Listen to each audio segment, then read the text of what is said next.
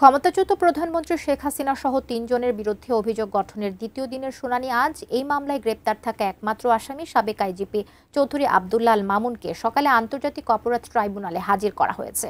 এছাড়া ট্রাইব্যুনালে আজ আর কোন কোন মামলার শুনানি আছে তার বিস্তারিত জানতে সরাসরি যুক্ত হচ্ছেন আমাদের সঙ্গে সহকর্মী জাভেদ আক্তার।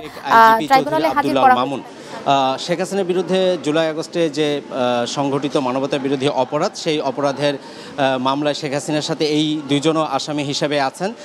গত ১ জুন এই মামলার যে আনুষ্ঠানিক অভিযোগ সেটি দাখিল করা হয়েছিল, যেটি সরাসরি সম্প্রচার করা হয়। তো ওই দিন এই অভিযোগটি আমলে নিয়েছিলেন এবং পরবর্তীতে গত ১ জুলাই আনুষ্ঠানিক অভিযোগ যে আমলে নিলেন তার উপরে অভিযোগ গঠনের শুনানি হয়েছিল। তো ১ জুলাইতে আন্তর্জাতিক অপরাধ ট্রাইব্যুনালের চিফ প্রসিকিউটর তিনি এই অভিযোগ গঠনের শুনানি করেন এবং সেখানে শেখ হাসিনার কতটুকু দায় আছে, তিনি তার যে সুপিরিয়র কমান্ড রেসপন্সিবিলিটি রয়েছে সেই বিষয়গুলো তুলে ধরার চেষ্টা করা হয়েছে। ডিজাইন, এলিগেন্স, বিউটি, সেরা পণ্য সবার জন্য জেভিকো।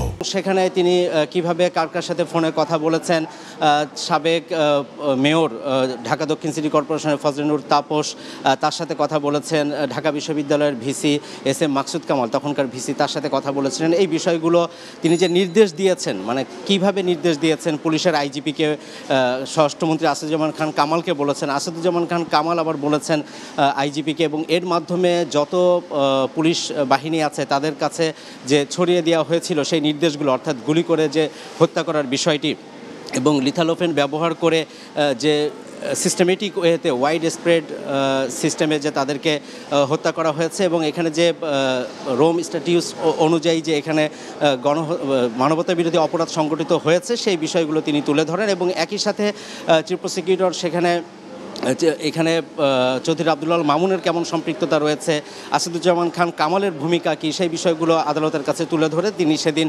আন্তর্জাতিক অপরাধ ট্রাইব্যুনালের বিচারপতি গোলাম মুর্তজা মজুমদার নেতৃত্বাধীন আন্তর্জাতিক অপরাধ ট্রাইব্যুনাল 1-এ অভিযোগ গঠনের আবেদন করেন। তো ওই দিন রাষ্ট্রনিযুক্ত শেখ হাসিনার পক্ষে যিনি আইনজীবী অ্যাডভোকেট আমির হোসেন, তিনি এই মামলা থেকে তার যে দুজন আসামি শেখ হাসিনা এবং আসাদুজ্জামান খান কামাল যারা পলাতক আছেন তাদের জন্য রাষ্ট্রনিযুক্ত আইনজীবী নিয়োগ করা হয়েছিল এবং তিনি এই মামলা থেকে তাদের অব্যাহতি চেয়ে আবেদন করেন এবং তিনি সেদিন 15 দিনের তিনি সময় পাননি এই কথা উল্লেখ করে, যেহেতু প্রায় 9000 পৃষ্ঠার আনুষ্ঠানিক অভিযোগ তিনি সময় চেয়েছিলেন, আদালত তাকে আজ 7 জুলাই পর্যন্ত সময় দিয়েছিলেন। কিছুক্ষণ আগে তার সাথে আমরা কথা হচ্ছিল, তিনি বলছিলেন যে এই যে অব্যাহতির যে আবেদন সেই আবেদনে তিনি বেশ কিছু যুক্তি তুলে ধরার চেষ্টা করবেন।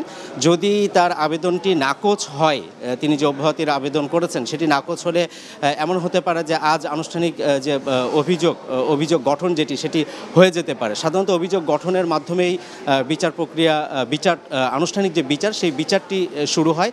তো আজকে কিন্তু আন্তর্জাতিক অপরাধ ট্রাইব্যুনালের সাবেক প্রধানমন্ত্রী শেখ হাসিনার বিরুদ্ধে যে বিচার, জুলাই আগস্টে মানবতা বিরোধী অপরাধের বিচার, সেই বিচারটি শুরু হওয়ার একটি সম্ভাবনা রয়েছে। আরেকটি বিষয় একটু আপনাকে বলি যে শহীদ ওয়াসিম এবং শহীদ ফয়সাল চট্টগ্রামের দুজন শহীদ হয়েছিলেন। এই ঘটনায় চট্টগ্রাম 6 রাউজান এই আসনের যে সাবেক সংসদ সদস্য এবিএম ফজলে করিম চৌধুরী, তাকে ট্রাইব্যুনালে আজকে হাজির করা হয়েছে এবং তার সাথে এই মামলা আরও দুজন আসামি মোহাম্মদ ফিরোজ এবং তৌহিদুল ইসলাম তাদেরকেও আনা হয়েছে। এই মামলায় আজ তদন্ত প্রতিবেদন দাখিলের নির্ধারিত দিন রয়েছে। তবে আমরা যতটুকু জেনেছি যে নতুন করে হয়তো সময় আবেদন করা হতে পারে। তাকে গত 16 ফেব্রুয়ারি আন্তর্জাতিক অপরাধ ট্রাইব্যুনাল এই মামলায় গ্রেপ্তার দেখিয়ে কারাগারে পাঠিয়েছিলেন এবং তার আগে গত বছরের 12 সেপ্টেম্বর ব্রাহ্মণবাড়িয়ার আখাউড়া সীমান্ত থেকে এই ফজলে করিম চৌধুরীকে আটক করা হয়। তার বিরুদ্ধে মানবতা বিরোধী অপরাধের মামলা যেমন রয়েছে, ঠিক একই সাথে চট্টগ্রামের বিভিন্ন আদালতেও, চট্টগ্রামের বিভিন্ন থানাতেও কিন্তু তার বিরুদ্ধে অপহরণ, গুম এবং জমি দখল এরকম বিভিন্ন ধরনের মামলা রয়েছে। তো সেই মামলাটিরও আজকে শুনানি হবে, তবে নতুন করে হয়তো সময় আবেদন করা হতে পারে।